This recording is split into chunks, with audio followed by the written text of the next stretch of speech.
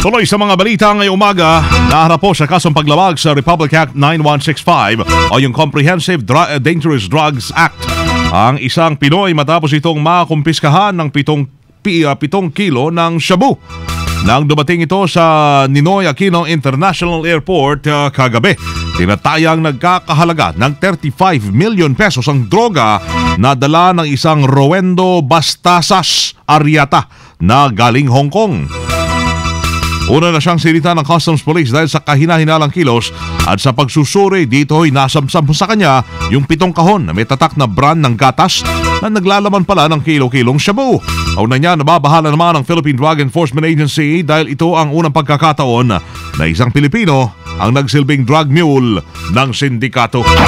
Sa Iloilo City, dahil sa away sa sugal sa Lamay, ay pinaglalamayan na rin ngayon ang isang 42 anyos na lalaki matapos bordahan ng 21 saksak ng kanyang mga nakaalitan sa Zone 15, Barangay Kalaparan, Arevalos District. Ang biktima ay kinalala si James Sahonia, habang ang suspect naman ay kinalala si Alain Adle, 21 anyos, at Bernardino Abantao Jr., 23 na pang residente ng nabanggit na lugar. Dead on arrival sa ospital ang biktima dahil sa dami po ng sugat na tinamo, kung saan maging ang dila nito'y muntik nang maputol matapos tamaan din ng saksak. Inamin naman na isa sa mga suspect na si Alde ang pagpatay sa biktima. Sibak sa trabaho na yung profesor na nakuha na ng video na nanghampasan ng bubulyaw ng isang estudyante sa isang eskwelahan sa Pasay City.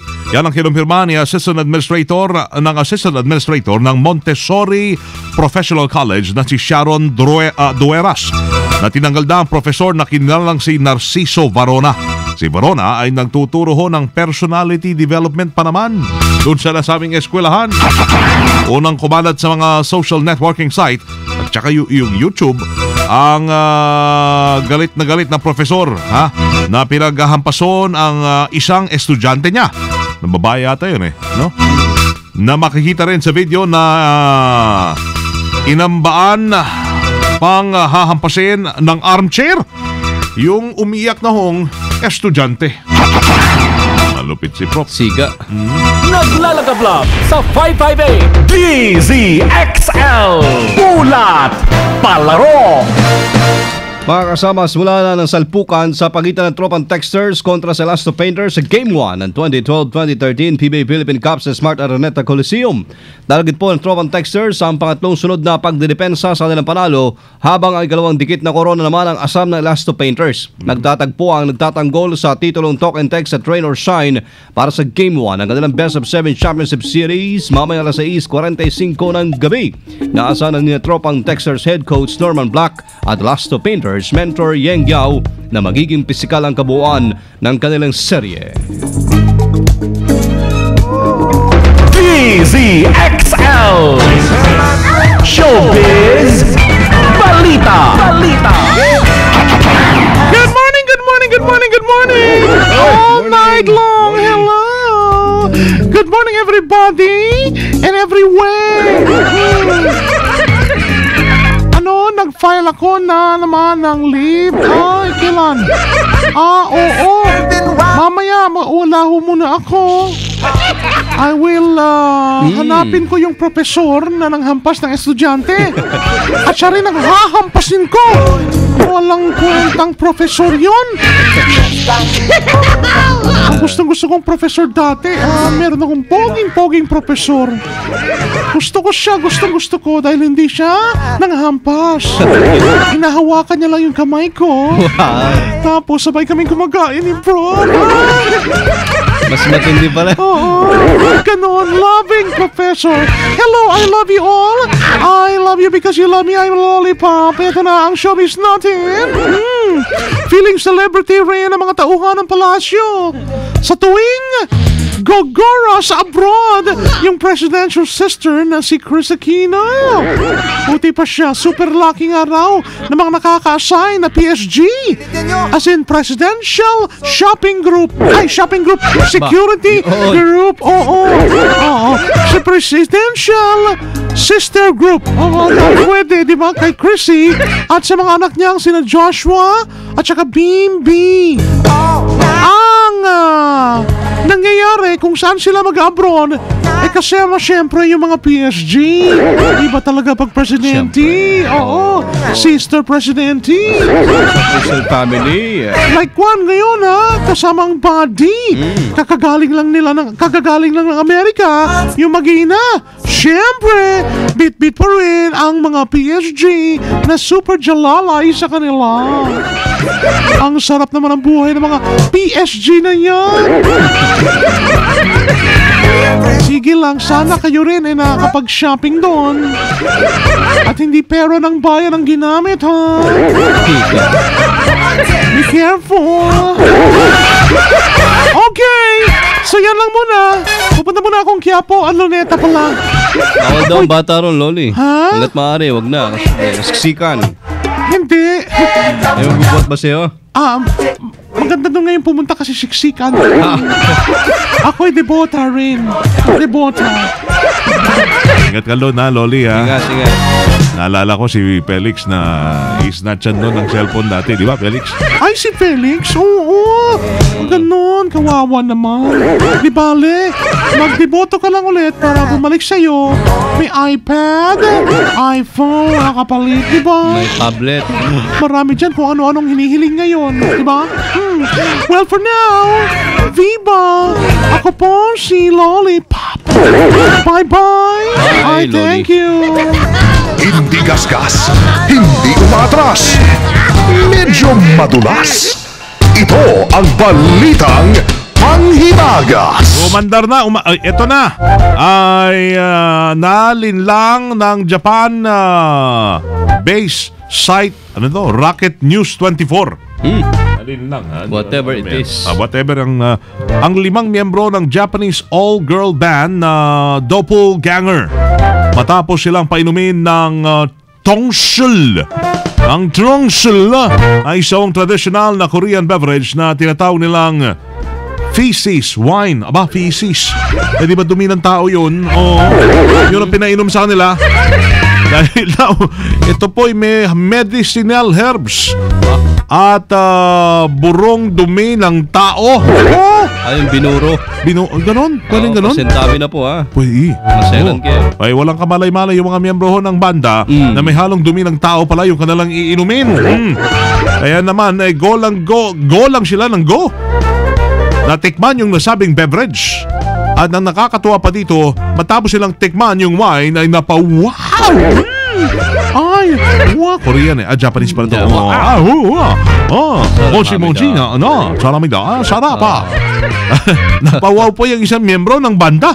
Babae yan ha. At sinabing masarap daw ito at madaling inumin dahil sa pag-aakalang matapang ito dalaho ng medicinal herb property. Matapos malaman na may halong buro ng dumi ng tao pala ang kanilang ininom, nandiri ho yung girl band. Lahat ng mga yan nawalan ng gana.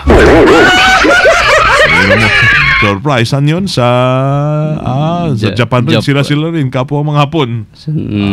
Ayos ZXL Ulat Trapiko. Aming kalukuhan din dyan sa Japan Eto na, bye!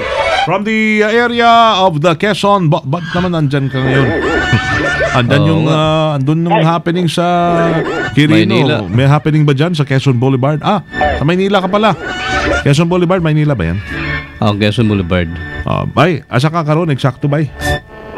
Ang Quezon Boulevard ba ay doon na sasakupan ng Quiapo Church. Yun. Okay, kala ko na Quezon Avenue. Madalas kasi kami sa Quezon Avenue na magtanong sa'yo. Ang Quezon Avenue ay lungsod ng Quezon. Yes, sir. Boulevard ay lungsod ng Manila. Yan, doon ka kasi madalas sa Quezon Ave. Kaya nagtaka ako, ba't napunta kang Boulevard? Hanggang saan ba yung Quezon Boulevard? Hanggang Quezon Avenue.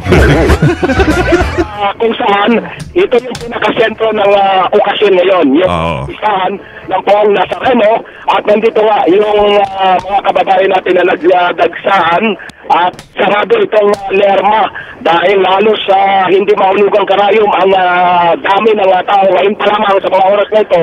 Yung galing naman sa Maynila tungo galing sa Luneta, Intramuros patungo sa Cubao ay banayad tuloy-tuloy yung usad ng mga sasakyan, walang problema maliban na lamang dito sa patungong Quiapo Church dahil isinara nga ang Lerma. Pagpasok mo pa lang sa Lerma ay pinayuyutan na yung mga pampaserong jeep na buwabiyahe patungong Kalaw at patungong Baclaran. Okay. Alam ko si Lolo Cal nandun sa nandun sa Luneta ngayon eh. Deboto 'yun, di ba? Oh, si Lolo Cal. Oh, andun yun ngayon eh. Ano ka? Natago na po. Pagod ako sa palalakad eh. Ay, Lolo Cal, musta ka na? Na-miss kita, Lolo Cal. Ano, kita tayo mamaya dyan sa translasyon? Dito sa Quiapo Church. Padalas ako rito. Taon-taon kapag kapustahan. Dasarino ako. Oh. Ako, alam mo naman mo ako. Siya nga, Lolo Calvo, lagi narito sa kapistahan ako. Dasarino. Oh, alam ko yun. Nalalasing ka nga palagi dyan eh. Nakikipag-inuman ka dun sa mga taga dyan sa may rekto. Oh. Muna inuman, alam mo naman, nakamanata ang Lolo Calvo eh. Oh. Kaya nakarating ako sa edad kong 97 na ako po. Ba? Oh. Parang sa 96 lang po ikaw. Ayaw niyong talagang aminin, Lolo Cal, na kayo'y umiinom tuwing pista ng Quiapo. Ha? Sige lang, okay lang. Tandaan mo naman eh. Isipesta ako ito sa mga kaibigan ko. Kaya nga. Papanata rin mo ako. O sige. Sige, Lo. Pakikuan na lang. Gusto ko mapakinggan yung moto ngayon, Lolo.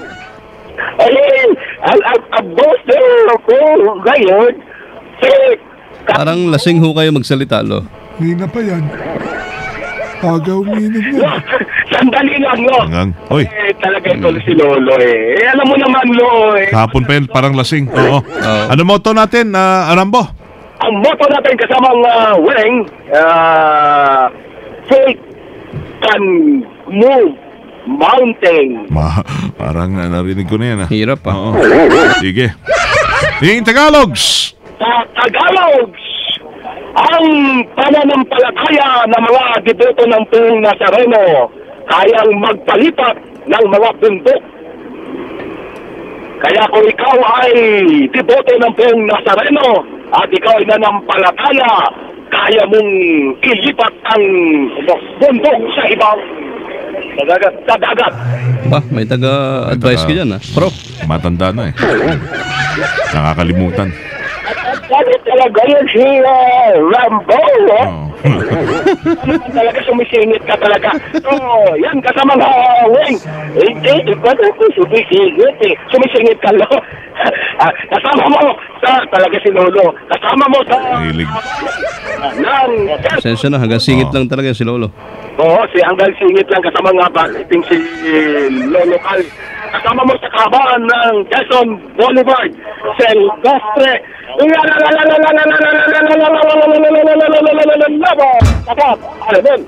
Salamat, Rambo! At ito na ho, dire-diretso mga naglalagablab ng mga balitang tatak Armen ang inyong napakinggan dito lamang sa DZXL. At ngayon pong umaga, tama kasamang Weng ay piyesta na itim na Nazareno. Ingat lamang po kayo, January 9. Ingat. Pupunta ho doon. Kasama nyo sa serbisyo publiko from the city of Zambo, El Diceres Primo Hermano Weng de la Peña. From the province of Occidental Mindoro, mabuhay. Ako si Buddy Obera. At kami ho ay Tatak RMN. Lalagablab sa 558. Sumayin niyo ang 15 minutong kalipunan ng mga pinakahuling kaganapan sa Kalakang, Maynila, sa ating bansa at saan mang dako ng mundo.